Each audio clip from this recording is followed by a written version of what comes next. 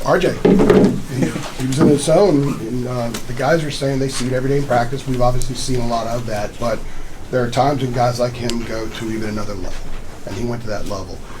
Was this a situation where he simply sensed that you guys needed him to go to that level, especially in the first half when he started getting going with the drives? Well, we need that from RJ every game, and you're right. He's been that in practice as well. I mean, he plays that way in preparation for a game. His just ability for a number of things, but specifically his scoring. He can score with the ball in his hands, off the ball. His ability to be able to finish at the rim. The way that Wake was playing us defensively, he was able to get to that mid-range, that floater. That's a shot that he's worked on a lot throughout his career. Feels really comfortable, and he was able to hit that. And then that set up, his ability to be able to shoot the ball from three. And he was in a great rhythm tonight. He's been in a great rhythm all season.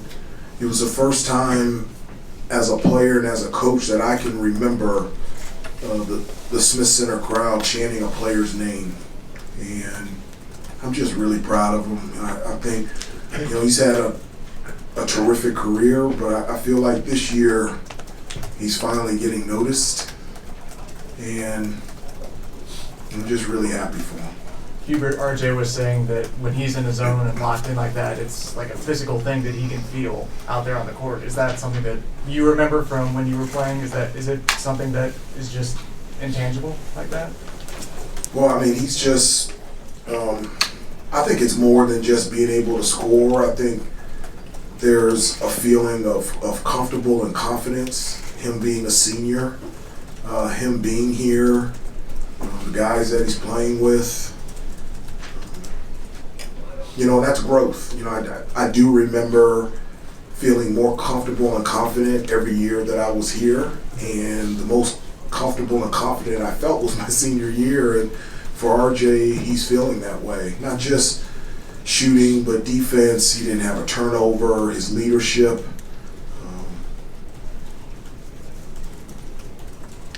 He's having a great year. How do you describe this team's ability to string together runs? Well, I think, I challenged them at halftime. I felt like we were getting good shots in the first half. In the second half, I felt like defensively we were making mistakes that allowed Wake Forest to be able to score. And I challenged them at halftime to, to step it up defensively, and they did. I mean, I think, was it 26% in the second half. And because of the defense and because rebounding, I think this was the ninth straight game that we've out-rebounded an opponent. It allows us to get out in transition, and we're just really good in transition. I mean, all five guys are running. We pitch the ball ahead. We've got great spacing, so we can get to the basket. We can spray threes. We can hit our bigs in the middle of the post. And once we started running, that got us going. But it all started on the defensive end.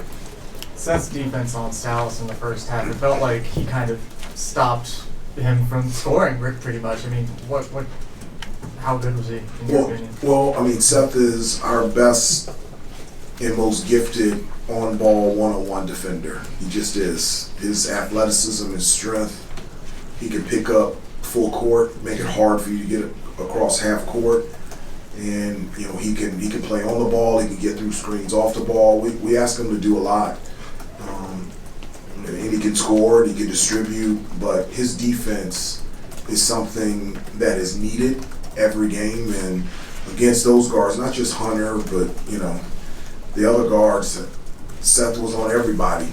And I wish I could split them in half and spread them around because he just has that ability to be able, even if someone scores, make them work hard to even get a shot and to make it. Coach, what strides have you seen from Elliott over the years, especially as of late? It feels like he's a lot more assertive, scoring the basketball and in transition in particular. Yeah, he is. One of the things that he's worked on a lot, two areas. One, defensively. I feel like he gets better and improves every day of practice and every day in the game in terms of the importance of playing defense before you play defense. At this level, you just can't play defense as soon as your man gets the ball. It's something is coming, so you have to be in the stands and ready to go. And I feel like Elliott continues just to get better and better at that every day.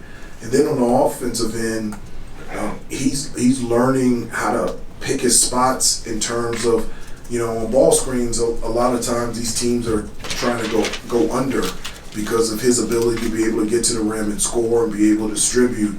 And just his angles and change of pace is really allowing him to get to the basket, and it's really opening things up for him on the offensive end, and that's good news for us. Hubert, how do you think? How would you assess how you guys handled the short turnaround from Saturday?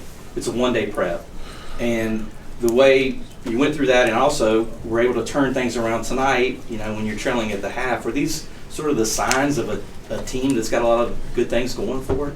Well, I mean, one of the things that I told him yesterday is that we played 3 games in 2.5 days in the Bahamas, so actually we're getting an extra day of preparation. Okay. That's what I told him. It's the truth. And so, this is a schedule. It is what it is, and our job is to prepare and practice and play as hard as we can. And so it is tough, playing an away game on Saturday and get back at 10. And today we had shoot around in the morning, then they had to go to class all this afternoon, and then we had a pregame meal, and then we have a game. But that's your job and responsibility, and I was really proud of how they showed up and how they competed tonight. Hubert, going back to RJ a little bit, you mentioned when obviously the crowd was chanting his name, and as he was checking out, it looked like you were able to, you and him kind of shared a hug. Can you kind of take us through that moment a little bit, what that was like kind of for you and from your perspective? Well, I just was telling him I'm really proud of him. I've known RJ for 6 years. I saw him,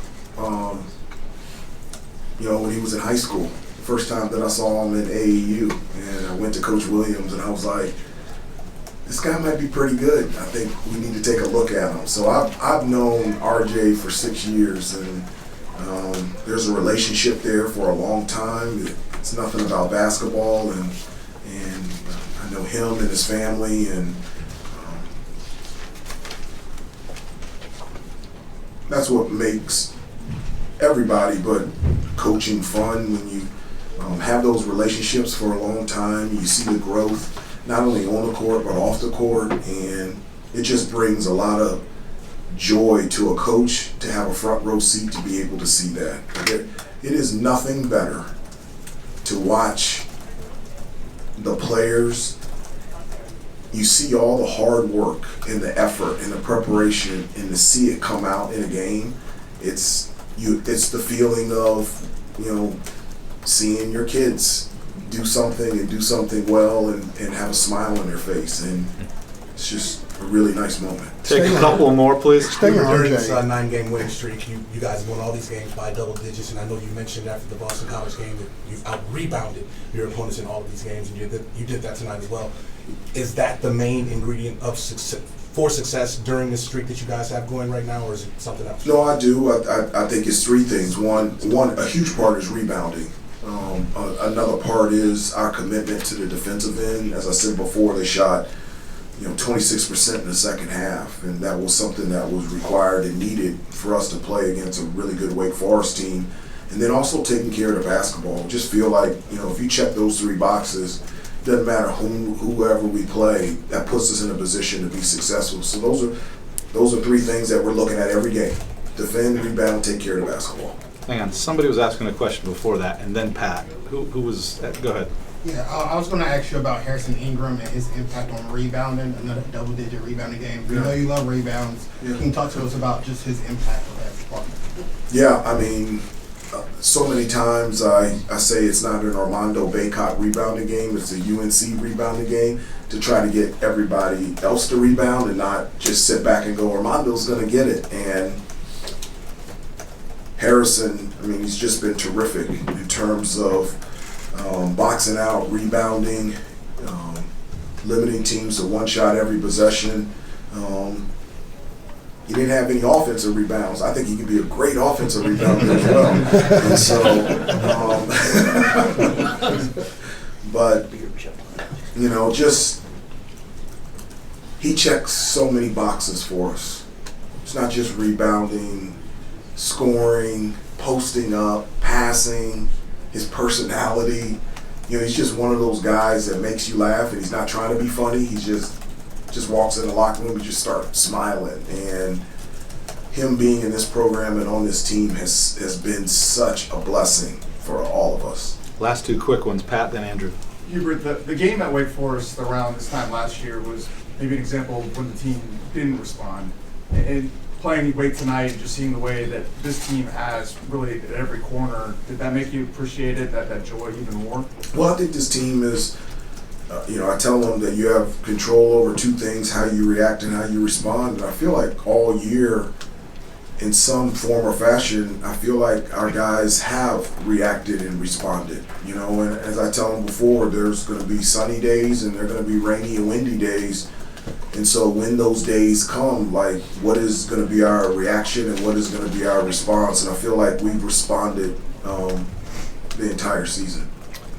Well, RJ said he knew when he was at 30 he was at his career high, and Elliott said he knew it as well, and he told RJ. I didn't know it. I was going to ask you, is there at any point maybe where you might know something like that late in the game, especially with the margin the way it was? I didn't know that. Maybe I should. I just didn't know that. Do you think it's healthy when a guy like Elliott tells RJ, you got to go for it, you got to score again, you got to get this record? That's amazing. I mean, that is a great example of just the type of relationships that this team has. And I've said this before, and there's been very few teams that I've been on, and as a player and as a coach, where players are thinking about their teammates, that they are celebrating the success of their teammates even more so than their baskets or their assists, their stats. That's one example of many that the conversations and the actions that our guys have done this year. And I think it's one of the things that has allowed us to continue to improve. All right, thanks, Coach.